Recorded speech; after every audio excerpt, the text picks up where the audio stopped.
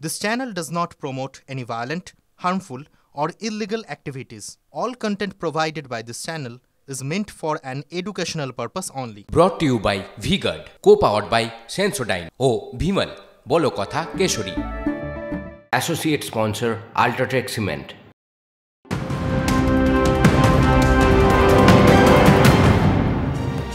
বাংলাতেও নিট কেলেঙ্কারির রমরমা। 17 লক্ষ টাকার বিনিময়ে সরকারি মেডিকেল কলেজে সুযোগ পাইয়ে দেওয়ার প্রতিশ্রুতি। খাস কলকাতা থেকে গ্রেপ্তার সৌরিশ ঘোষ নামে কোচিং সেন্টারের এক মালিক। কথা বলবো এই নিয়ে সুমন মহাপাত্র আমাদের প্রতিনিধি আমাদের সঙ্গে রয়েছেন। সুমন, সৌরিশ ঘোষ নামের এই ব্যক্তি কিভাবে কি প্রসেসে এই গোটা ঘটনা চালাচ্ছিল? যেটা জানা যাচ্ছে যে কলকাতার একটা নামজাদা কোচিং সেন্টারের মালিক সৌরিশ ঘোষ এবং শেক্সপিয়ার সরণি থানা এলাকায় তার কিন্তু কোচিং সেন্টার ছিল এবং সেই কোচিং সেন্টারে বসেই কিন্তু এই ডাক্তারি প্রবেশিকা পরীক্ষাকে কাজে লাগিয়ে টাকা তোলার ফোন দিয়ে এসেছিল সৌরিশ ঘোষ। যেটা জানা যাচ্ছে 17 লক্ষ টাকার বিনিময়ে সরকারি মেডিকেল কলেজে সুযোগ পাইয়ে দেওয়ার প্রতিশ্রুতি দেয়। প্রথমে 5 লক্ষ টাকা অ্যাডভান্স নেয়, পরবর্তীকালে 11,80,000 টাকা কিন্তু ব্যাংক অ্যাকাউন্টে ট্রান্সফার হয় এবং সে ভুয়ো নথি তৈরি করেছিল সরকারি মেডিকেল কলেজে, যেখানে অলরেডি ভর্তি হয়ে গিয়েছে ছাত্রী, এমনটা দেখাচ্ছিল। তারপর এক ছাত্রীর বাবার অভিযোগের ভিত্তিতে পুলিশ এফআইআর রুজু করে এবং পুলিশ ইতিমধ্যে কিন্তু সৌরিশ ঘোষকে গ্রেপ্তার করে হেফাজতে নিয়েছে। সেখানে গোটা দেশ উত্তাল নিট পরীক্ষাকে কেন্দ্র করে পেপার লিকের কথা, অতিরিক্ত মূল্যর বিনিময়ে পাইয়ে দেওয়ার প্রসঙ্গ উঠে আসছে।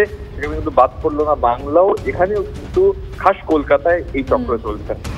বেশ, নজর রাখো সুমন, আপাতত ধন্যবাদ।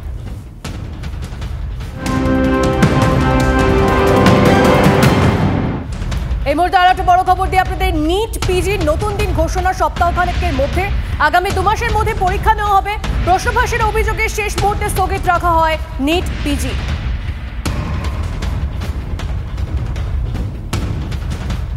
এবার একটা আবহাওয়ার আপডেট দিই আপনাদের। এই ফুটি ফাটা দক্ষিণবঙ্গে অবশেষে সুখবর। সপ্তাহের শেষে ঝেঁপে বৃষ্টির ইঙ্গিত দক্ষিণবঙ্গে।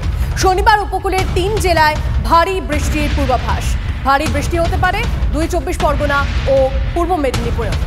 কথা বলবো এই নিয়ে, আবহাওয়ার আরো ওয়েদার আপডেট দেব। আমাদের প্রতিনিধি কমলেশ চৌধুরী আমাদের সঙ্গে রয়েছেন। কমলেশ, দক্ষিণবঙ্গে এ পর্যন্ত বৃষ্টি সেভাবে হয়নি এবং এখনো দক্ষিণবঙ্গের সর্বত্র মৌসুমী বায়ু প্রবেশও করেনি।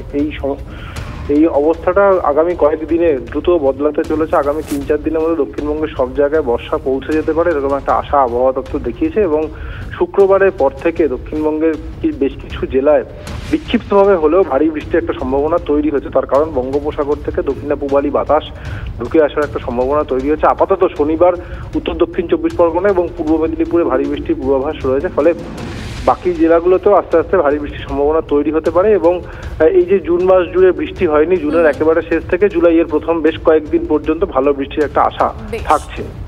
ধন্যবাদ কমলেশ।